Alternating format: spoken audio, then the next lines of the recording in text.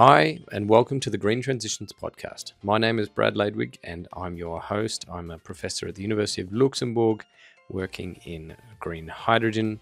And in these episodes, we meet the people working in business, in politics, in science, in education, in law, on the green transition.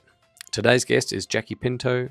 I met Jackie at World Hydrogen Week in Copenhagen, and you will hear all about her work on the legal and regulatory aspects of hydrogen and hydrogen valleys. Hi, welcome to this episode of the Green Transitions podcast. I'm here with Jaqueline Pinto, and we're both here at World Hydrogen Week in Copenhagen. So Jackie, can you tell us a bit about yourself and the work that you're doing? To introduce you as a guest, you are a doctoral researcher, you're a lawyer, and you're at the University of the East of Finland, but you come originally from South Africa. So there's a big story there. Launch right into it. Exactly. Thank you so much for having me, Bradley. So yes, I'm a doctoral researcher at the University of Eastern Finland as part of a Marie Curie funded project. I read about this. Exactly. And my doctoral network looks specifically at the legal aspects of hydrogen. Right. I look at hydrogen regulation from a transatlantic perspective. I look at the EU and the USA, and I look at hydrogen hubs and hydrogen valleys, as well as the overarching hydrogen architecture. How I got into this, just a little bit about me. I'm a natural resources and energy lawyer from South Africa, my home. And I really got into energy because South Africa has an energy crisis, and the mines were really the first movers on independent power production. And it's something I'm really passionate about, and especially hydrogen and its opportunities for decarbonization and a new molecule in the energy system. Okay, so a little bit on the hydrogen regulation. Why do we need to regulate hydrogen? What's important about that? Why do we need to do it well?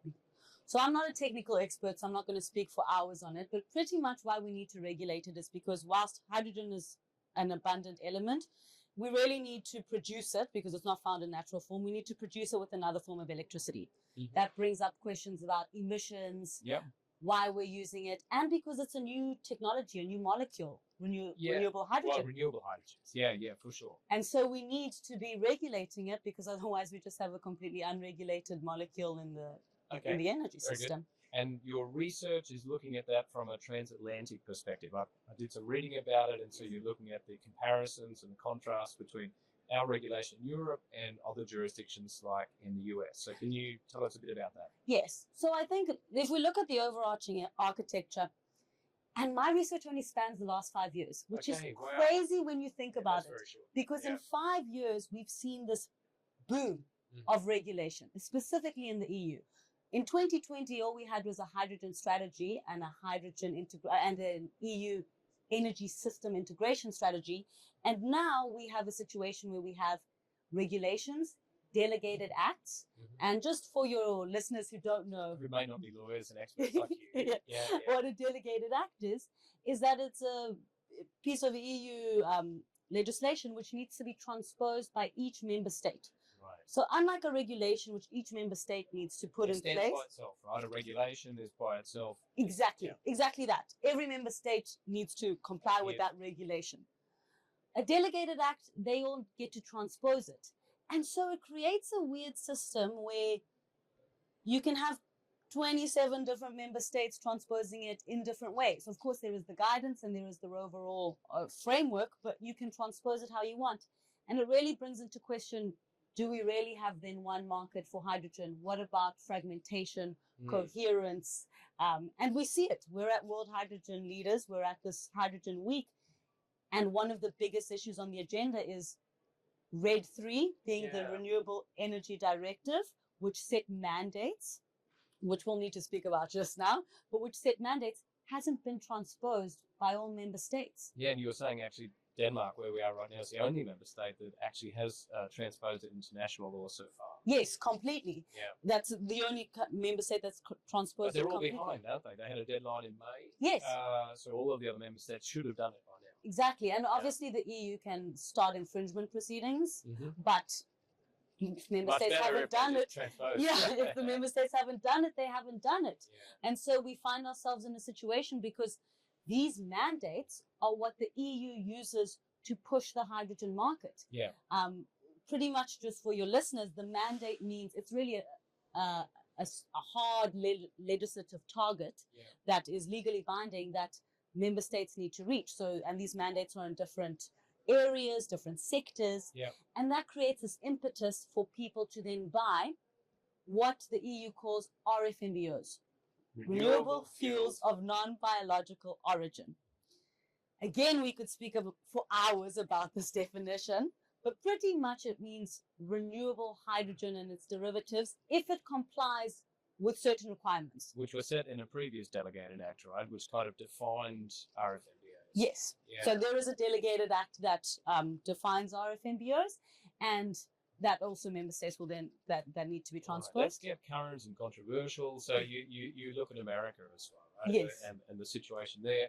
We've actually had some interesting presentations today about the current situation there. It's very dynamic, but there were two big acts, right, that really set things in motion in a big way under President Biden. So tell us about that. And I think this is a perfect place to say, I always say to people that politics can either be a tailwind or a crosswind when it comes to energy policy. And I think hydrogen is the perfect example of this. So under the Biden administration, we saw a very big push for clean energy. We saw two big acts, the IIJA, the Infrastructure and Jobs Act, and the IRA, the Inflation Reduction Act. What the Infrastructure and Jobs Act did is that it set aside billions of dollars for things called hydrogen hubs, and then an extra $1 billion for electrolyzers. So $7 billion for hydrogen hubs. Yeah, good sum. Similar, good sum. Similar to hydrogen valleys, similar concept, not completely analogous. And then the IRA created this tax credit. Yeah.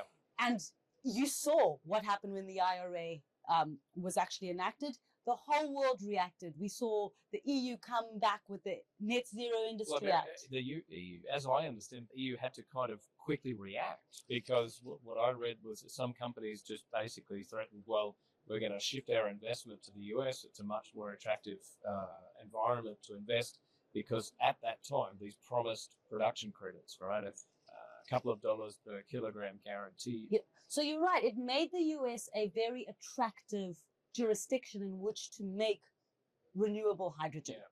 But then what we saw is that there was some curtailment of that in that there was Treasury guidance on how you actually get that tax credit. And it had a very similar 3-pillar architecture to the 3 pillars of the RFNBO.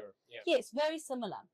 But then what we saw is that we saw this evolution where a new administration came into being. And it was definitely a crosswind for hydrogen.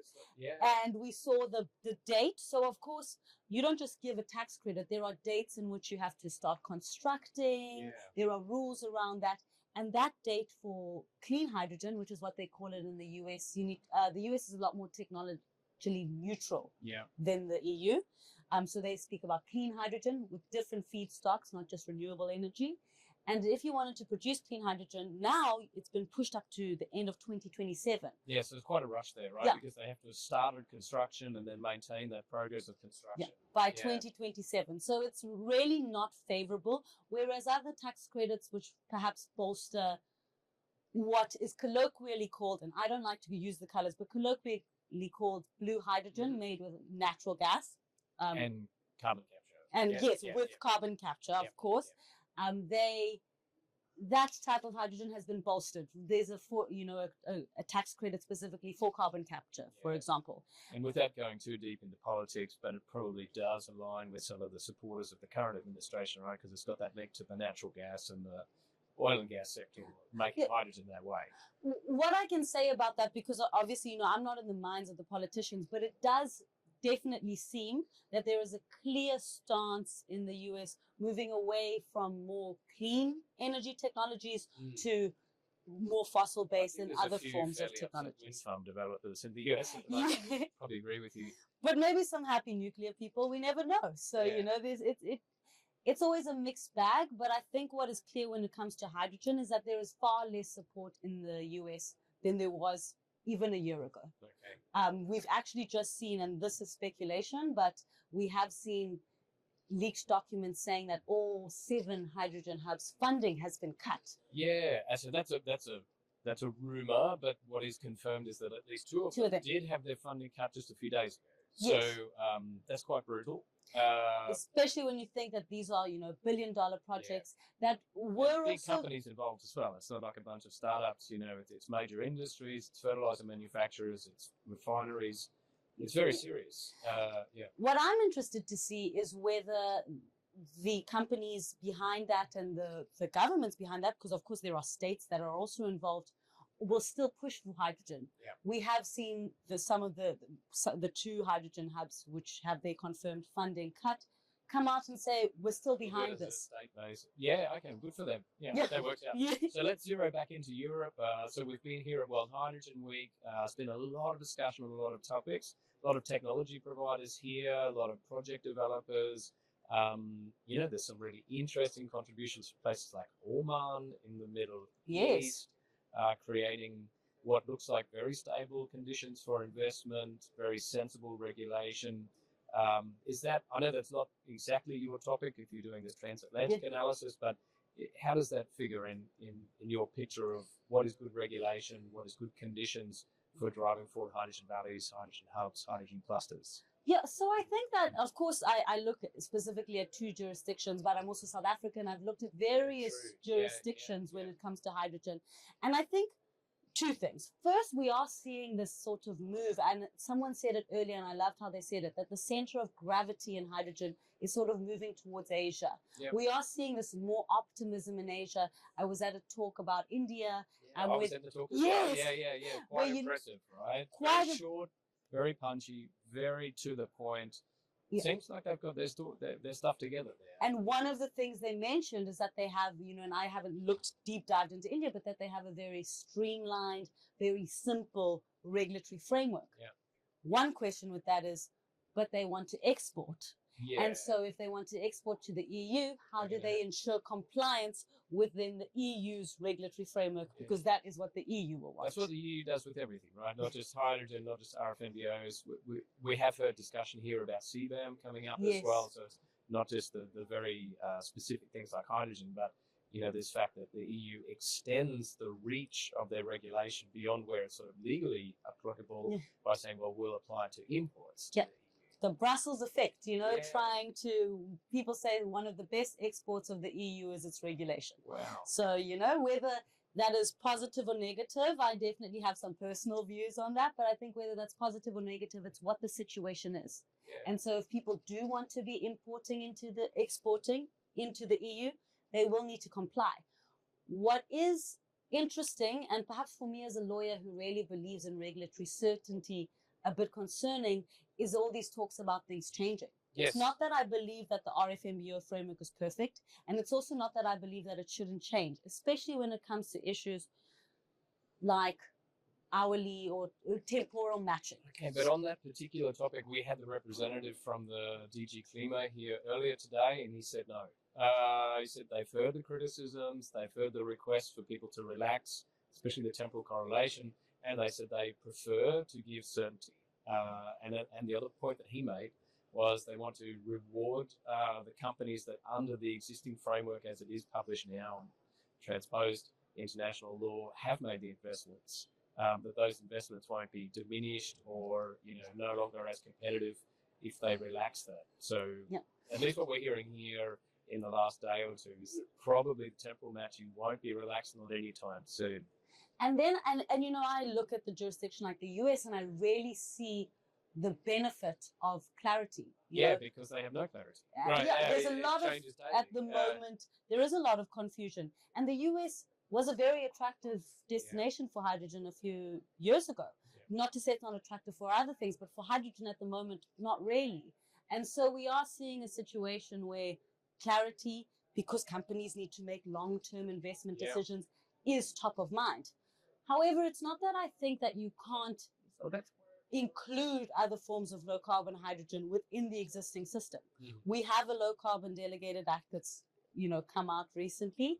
And so what will be interesting to see is whether mandates will be made around low carbon hydrogen, how we're going to have these two parallel streams. Yeah. Because, of course, your RFNBO framework can remain your RFNBO framework, but low carbon hydrogen will probably pragmatically need to exist in It order has to for play there a to role. be a hydrogen economy, Exactly. a real hydrogen market.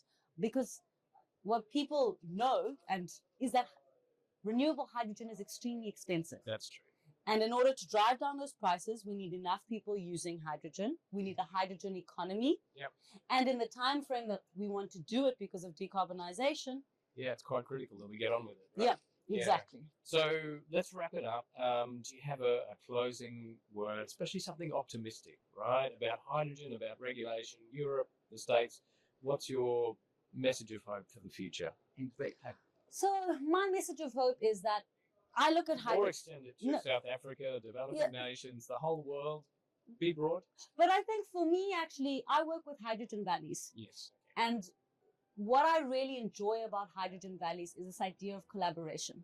Nice. It's really a space I think you can see where you need a lot of players and government and policy support to collaborate and work together in order to actually achieve something. I really see it when it comes to, for example, the Luxembourg Hydrogen Valley. Yeah, we do collaborate very well, very tight consortium, very good partners. And so I would say that if I could leave everyone with one idea for the coffee cart, it would be, in order to have a hydrogen economy, we actually all need to sit down and listen to each other and collaborate. Awesome. Thank you for that. Thank it's been you. a pleasure. Such a pleasure. Have a wonderful day. That's it for this episode of the Green Transitions podcast. Please subscribe and leave a comment on your platform of choice, and we look forward to sharing the next episode with you.